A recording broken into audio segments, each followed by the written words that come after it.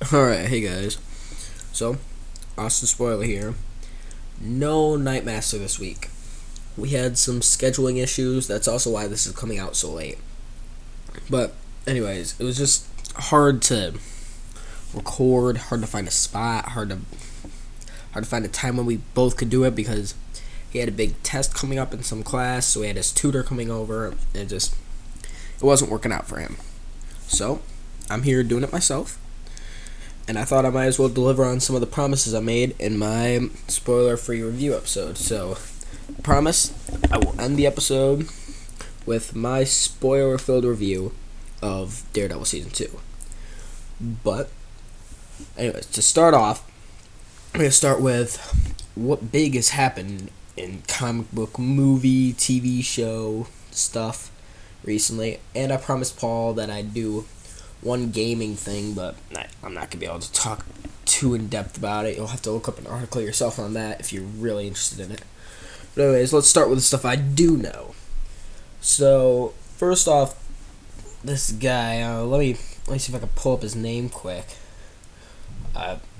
Peter Serafinowicz? I definitely said that wrong. But anyways, he's been cast as the Tick in an Amazon planned live action TV show, which I guess that's pretty cool. I always kind of liked the Tick. He was a pretty interesting character. But, wasn't near my top 20 comic book characters. Alright. And then they finally released some footage for the new Luke Cage show, which I have to say looks freaking awesome. After seeing him in Jessica Jones and how he kicked butt in that, I can't wait to see his full-length series. Comics. Keep in mind I'm talking about comics here. Comics. They've released the Civil War II teams, which I thought were pretty interesting choices, at least. Let me see if I can find them. So it is the two leaders of the teams are Captain Marvel, the Mohawk one, and then Iron Man. I know that. Alright, so from what I've found, Deadpool is on Captain America. Is on Iron Man's team. Captain America is on Captain Marvel's team, ironically. So we might see a little bit of a duel between Iron Man and Captain America again. So that'd be pretty cool because I loved seeing the original Civil War and seeing the actual thing. But I'm talking Steve Rogers, Captain America, is on Captain Marvel's team. Now, Falcon, Captain America, he's on Iron Man's team, along with Thor, Deadpool, as I said before, Black Widow, Hulk, Luke Cage, Daredevil, I believe that is Star-Lord. And then there are Black Panther. And then there are two other characters that I don't recognize, but that's because I'm not super caught up on Marvel Comics. I've been falling a bit behind. Have to catch up on that again. Promise to do that soon.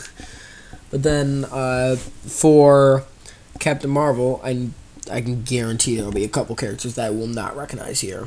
But I'm seeing War Machine, Steve Rogers, Captain America, Vision, Hawkeye, Ant-Man, Winter Soldier, and Spider-Man. I think that's She-Hulk, but I'm not going to say for sure because I can't tell with this picture.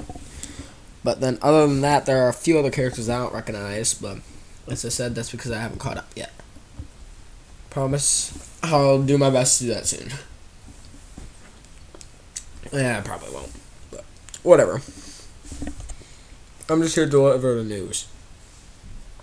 You guys do whatever you want with it. There is talks for a possible Hawkeye Netflix series, which I'd be on board with that. I wouldn't be as thrilled as I was for Daredevil. I can guarantee that. But I'd be willing to watch it. It's not something that I'd totally shun like most people would. But it's not something that I'd totally love like I do with Daredevil. Batman v Superman comes out this week. I'm super pumped for that. If you can't hear it in my voice, I'm like a little kid on Christmas, knowing that it's coming out this week. I've been waiting since it was announced. I've been so pumped. I can't wait. It's just going to be awesome. Everything I've heard is awesome, except for critics, but critics don't know crap about comic book movies. Come on. Except for The Dark Knight. They know that's awesome. Which is my favorite movie of all time. It's so great. But moving on from that, because I could go on for hours about how pumped I am for that. There was a new X-Men Apocalypse trailer. Looked pretty sick. Gave me exactly what I wanted. Gave me some Nightcrawler and Quicksilver, my two favorite X-Men. Just seeing more of them makes me so happy. I just want to see more and more of them, because they are amazing. Both of them. I just hope that Nightcrawler gets like a cool cutlass or something like that. Swinging around dual swords, swinging at Apocalypse. Oh, that'd be so sick. I want it. Fox, if you're hearing this, which I know you're not, and the movie's already made, all the filming is done, maybe sometime you can slip in a CGI sword in his hand.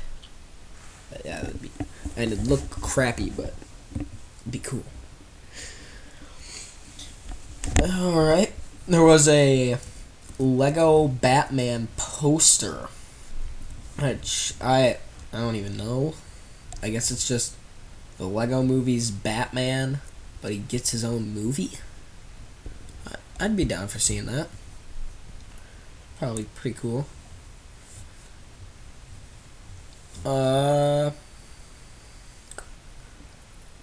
They've teased Vixen Season 2. I liked Season 1. It was pretty cool. Connected to the whole CW universe nicely.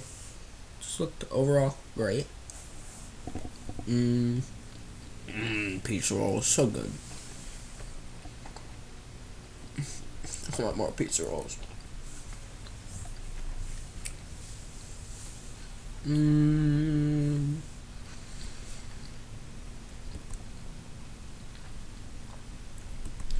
Oh, apparently today Batman number 50 came out, and he got this pretty sick looking costume. Yeah, it looks pretty cool. I like it. I like it. I like it a lot. I like it a lot more than Robo Bunny. That's for sure. I just did not like Robo Bunny. It was so weird. So weird. Zendaya, the chick from whatever, she was on Disney Channel. I don't know, but she's confirmed that she is in the new Spider-Man movie, which we've all known. But I don't know. I guess that's big news. Flash this week. Awesome. It was so great. There were definitely better episodes, and there were low points to the episodes, slow moments, but overall, just nearly every other episode, it was amazing. He did a great job with the villain this week, with all the different plots going on. It was great. Not going to spoil it, because some people haven't seen it yet. So, yeah. Trajectory. She was so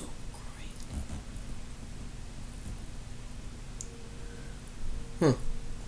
So, I guess we've now officially seen the uniform for Uhura in the new Star Trek movie, which I don't care for because it doesn't look that good to me. I don't know. J.J. Abrams did great with every other space movie of his that I've seen, but I just don't care enough. I don't care enough to want to see it. Like, I'm not going to rush out of the house and go see it, like I will be for Batman v Superman.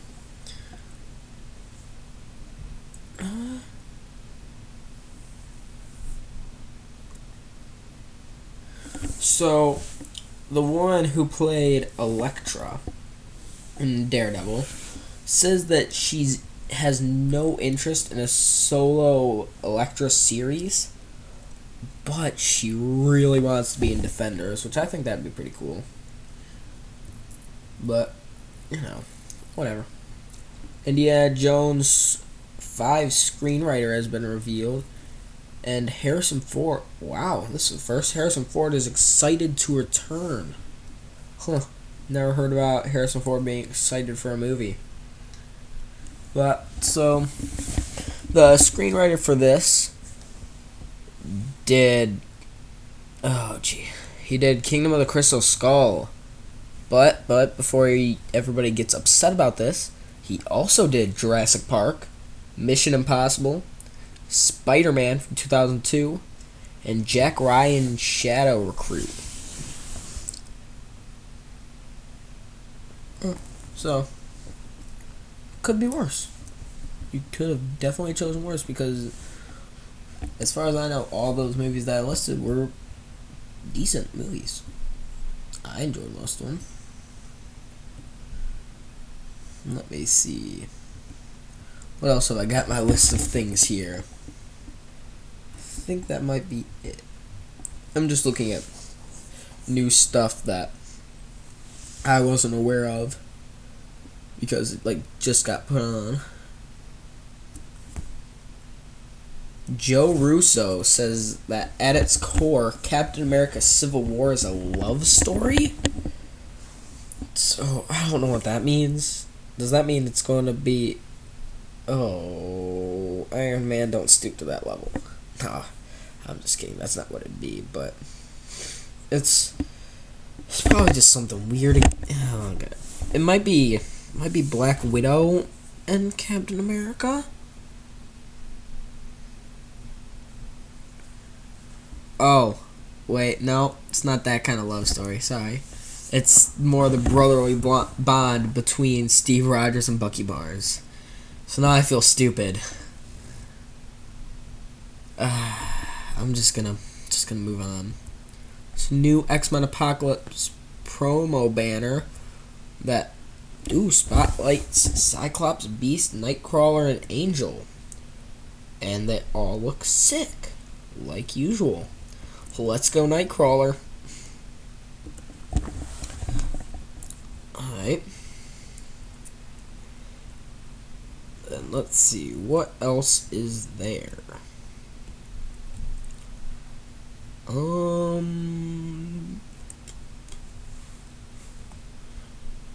Hot Toys has unveiled their Wonder Woman collectible. She looks pretty cool.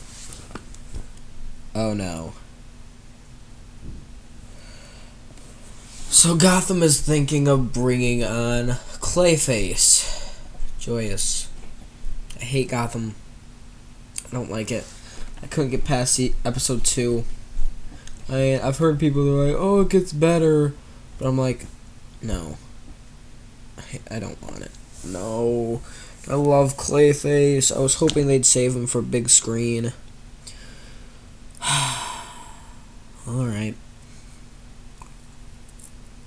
Supergirl and Flash crossover. That's getting pretty close. Can't wait for that. 2-3 weeks from when I'm recording this. Alright. Well, I guess I should probably stop stalling, seeing how I've gone through about 15 minutes of just random news I've found. And I guess I'll get to my spoiler-filled review of Daredevil Season 2. So, spoiler alert, for anyone who has not seen Daredevil Season 2 and wishes to see it, which I highly suggest you go watch that, then come right back here after watching all 13 episodes. Get your butt right back here and listen to this review. Alright. So, I'll give you guys like a few seconds to click away. 4, 3, 2, 1. Alright. So, starting with the good.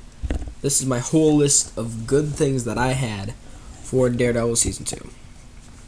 First off, I loved how they humanized Frank Castle.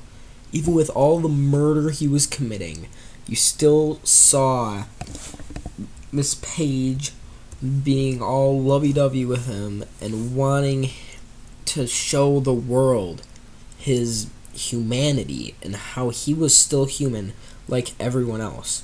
I loved that. I thought it made the character a lot deeper and a lot more interesting. I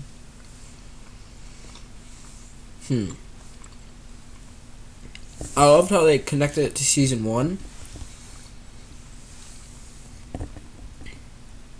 If you really listen to a lot of the dialogue, you hear some of those callbacks, but there's also one big connection that all of you who have watched this show will know, and that's with Kingpin.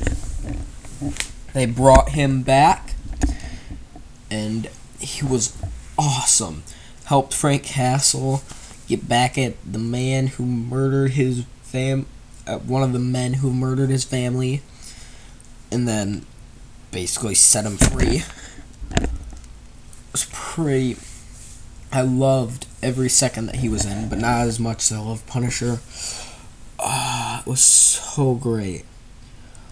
The court case of the People versus Frank Castle, I loved it because you got to see Daredevil dealing with being Daredevil and Matt Murdock, how he still had responsibilities to show up, and when he didn't for Foggy Nelson, who I'm loving in this series, when he didn't show up for the court case and Foggy had to take his place and do the opening argument, it was just showed how hard it is being that superhero. And the court case itself is a debatable question. This man is only killing murderers, rapists, thugs, gangs, but in its essence, he's still killing. Which side is right? All the actors still amazing, just on point with all of them. The action sequences were stunning. And you could tell how strong, how brutal these fights got.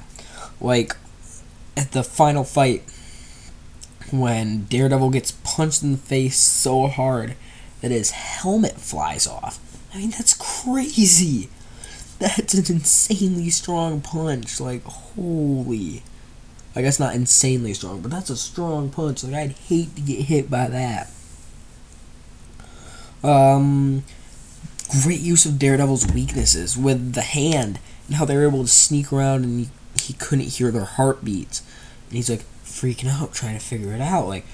He had to go based on their weapons, but then they learned to just drop the weapons. I just thought that was so well executed by the team. They had to find a way to challenge Daredevil against all these thugs that would obviously get crushed by him. So they decided to make it so that he can't hear. And they also did the whole thing after he'd been shot in the head, where he couldn't hear for some time, and he just sat there in his room. Kind of reminded me of a Tobey Maguire type thing, sitting there screaming, all depressed. It was great. I just found that a bit funny. They kept Frank Castle the monster that he is. Well, that he's shown to be in the comics. I know just a minute ago I was talking about how they humanized him, which, again, was perfect. But really, in his essence, he is somewhat of a monster. He's murdering these people just senselessly. And even in the comics, he was shown as such a monster that when he tried to be on either team for Civil War, both of them were no, You're way too crazy. Get out of here. I just thought that was amazing, and that was really well shown near on the cabin after he had attacked, like, had him. Even after she said, "You can either leave him alive and prove to me that you are what I see you as, or you can shoot him and be the monster that they see you as." And as she walks away, he pulls the trigger.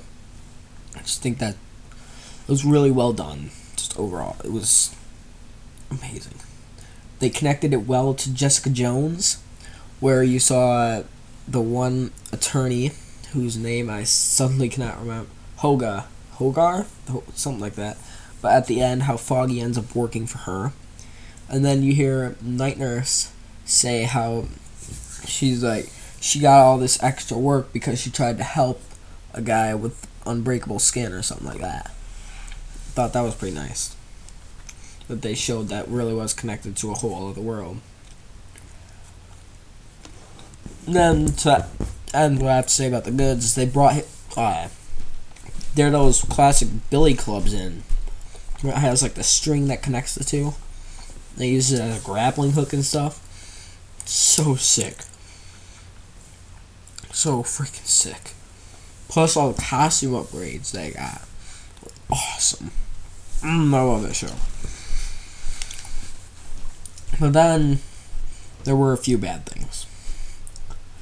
The story issues that they had that I mentioned before, my spoiler free, but it just felt a bit too scrunched together. Like I like the way they did it, but I would have preferred if like Punisher and the Hand each got their own seasons, so that their characters could be fleshed out a bit more.